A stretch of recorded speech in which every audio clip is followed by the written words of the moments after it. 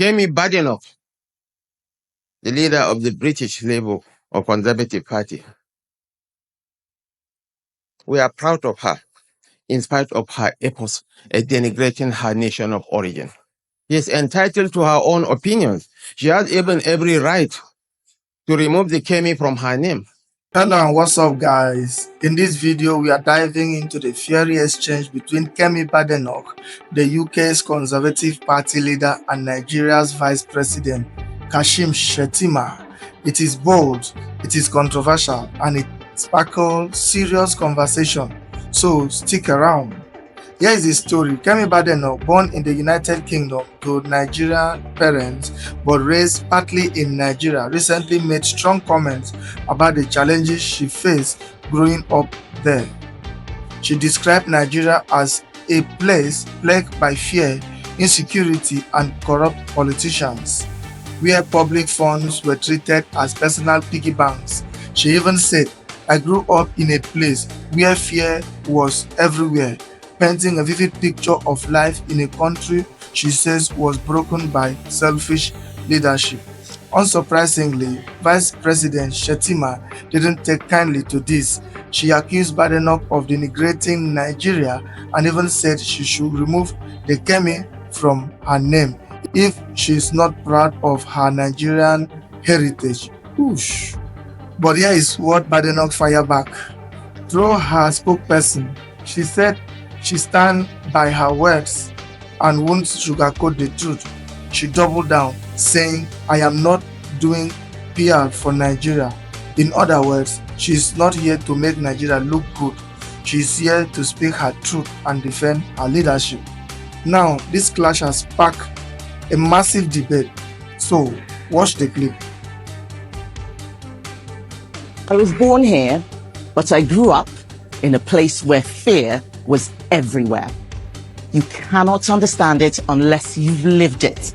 Triple checking that all the doors and windows are locked, waking up in the night at every sound, listening as you hear your neighbors scream as they are being burgled and beaten, and wondering if your home will be next.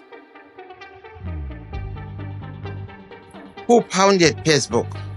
The co-founder of Facebook was Eduardo Luis Sabirin, born in Sao Paulo, Brazil, of Jewish Brazilian ancestry. Elon Musk, the richest man in the world, was a migrant from South Africa. He owns SpaceX and now X, formerly Twitter. I can name names. Sergey Brin, the co-founder of Google, is worth over $30 billion. Is of Russian background.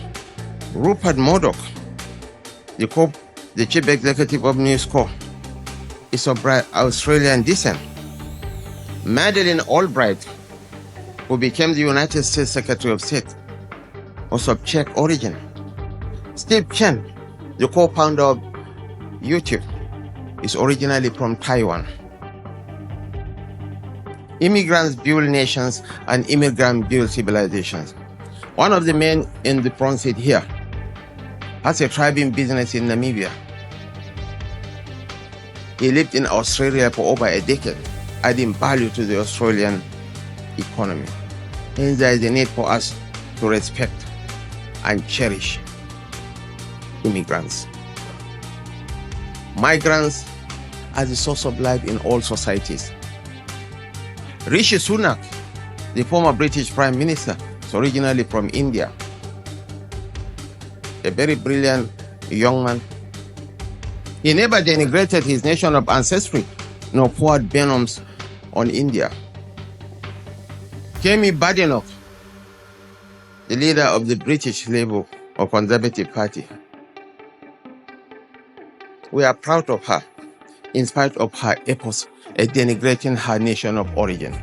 She is entitled to her own opinions. She has even every right to remove the Kemi from her name. But that does not underscore the fact that the greatest black nation on earth is the nation called Nigeria.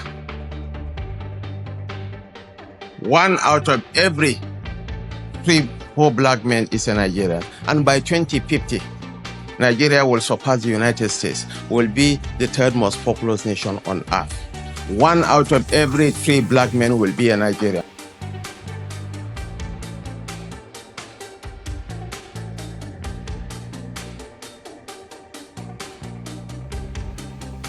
Responding to a spokesman, she said, Kemi is not interested in doing Nigeria's PR. She's the leader of the opposition in the United Kingdom. She tells the truth. She tells it like it is. She's not going to couch her words. And she stands by what she says. And if you have ever wondered what exactly Kemi has said or has been saying about Nigeria, here are some of the things that she has been saying about Nigeria.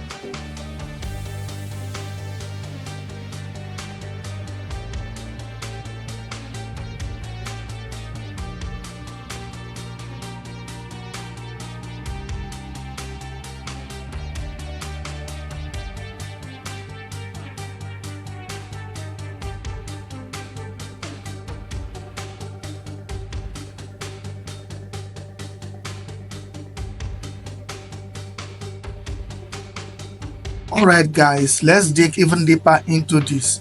One of the reasons Kemi Badenoch's remarks are causing such an uproar is that many people, Nigerians included, are calling her out for what they see as hypocrisy.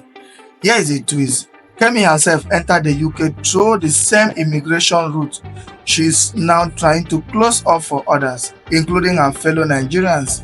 Think about it. Critics argue that it is unfair for her to turn her back on a system that once gave her opportunities. They say her stricter policy could block countless hardworking Nigerians and other immigrants from seeking a better life in the United Kingdom, just like she did. Now, while some people support her tough stance, others are calling it a betrayal.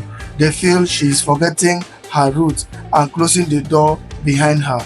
This has sparked a major debate, not just in Nigeria but across communities that feel targeted by these policies. So where do you stand on this?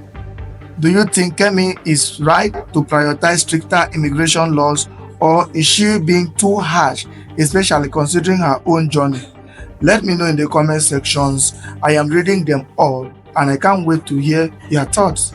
And guys, if you haven't already, make sure to like this video, share it with your friends and hit that subscribe button. It really helps the channel grow and keeps this important conversation going. Finally, I've got a clip coming up that breaks this all down even better. It is a must watch, so don't go anywhere. Let's roll it.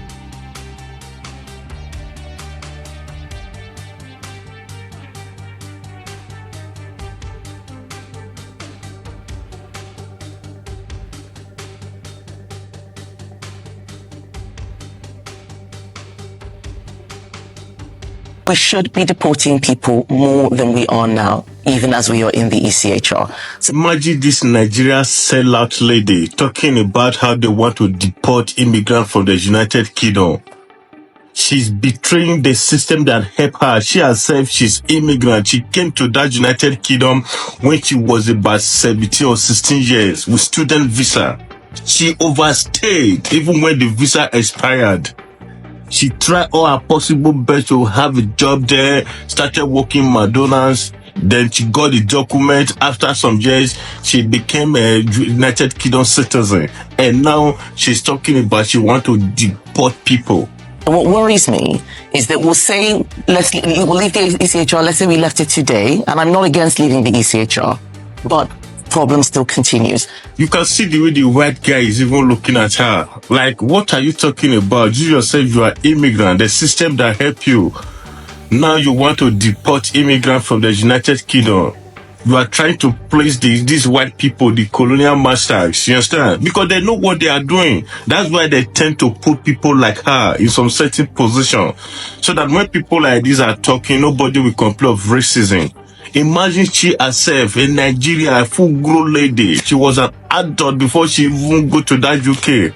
Now she's talking about because that's what they want to be hearing. You saying that you want to block immigrants, you want to deport your people, and they'll be happy for you. Because that's what makes them to even vote for that former prime minister, that Indian man. You know, that man was equally talking about how he want to deport people, he want to send them to Rwanda. She's doing the same thing because she want them to accept her. Desperado, she's so desperate to hold this certain position. So she's talking about we will deport this and that. And while she's talking, nobody can complain of racism because she herself, she's black, she's African, she's immigrant also. You understand the system now? And I don't know about you, Patrick, but I'm tired of politicians saying, we're going to do this thing, and then the thing doesn't happen. And that's what worries me. That even if we left the ECHR, I don't think it would solve the real problem, which is that people who are manning the borders, people in the Home Office, don't want to do this work. You see the messages they put on the message boards, the staff networks. They want to look after people. They want to help them. We need to make sure that those people work in charities, not in the Home Office, which has a very tough job to do. You allow me that when you go to this Western country, the politicians threatened or talking about deportation of immigrants. They are all immigrants, black Africans. You go to the United Kingdom, the politicians talking about deporting immigrants, they are black, they are Africans, they are immigrants.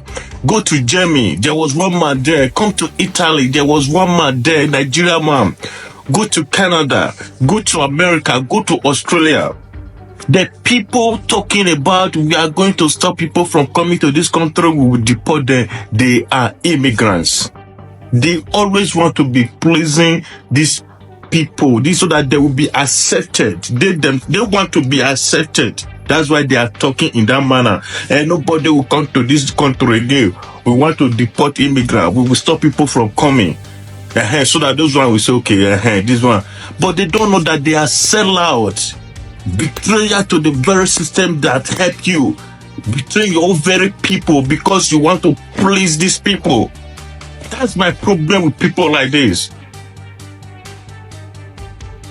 We need to talk about immigration. The truth is that for nearly 30 years, mass migration has been far, far too high under all governments, by all parties, and not just here, too high all across the Western world. And it can't continue. We need a new approach. I'm the new leader of the Conservative Party, and we're going to do things differently. I'm saying no more. The system is broken. We can't go on like this, and we need to change. Let's break it down. 1. If immigration happens too quickly, there is no integration. The ties that bind us start to fray.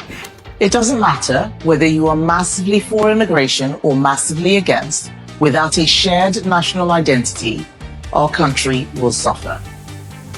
When people come here, they must buy into the values, customs, and institutions that attracted them here in the first place. 2, the political class can't pretend that immigration comes only with benefits and no costs.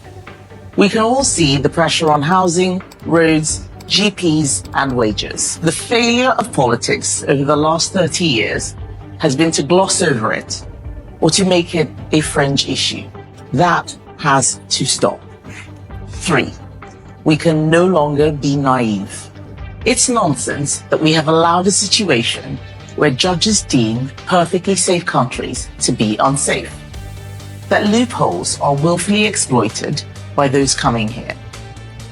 Our institutions are failing. They've proven they are unable to determine who wants to contribute and who is simply exploiting our openness. Britain is a high-trust society, but we can't let our system be taken advantage of. So we need to do things differently. I want to rebuild the trust between the Conservative Party and the British people. I know we've got a lot of work to do, but the first step is to accept that mistakes were made. And that is what I will do. We got it wrong, and we are going to learn. When done right, limited immigration can work for this country. But it's no surprise that many people don't believe that anymore. The Conservatives are going to develop a detailed plan for immigration to put before you at the next election. Not the policies of Labour, which are going to fail, but a real plan that will, for the first time in 30 years, actually bring immigration right down and be honest with you about the trade-offs. It's time to tell the truth on immigration, and over the coming months, that's exactly what I'm going to do.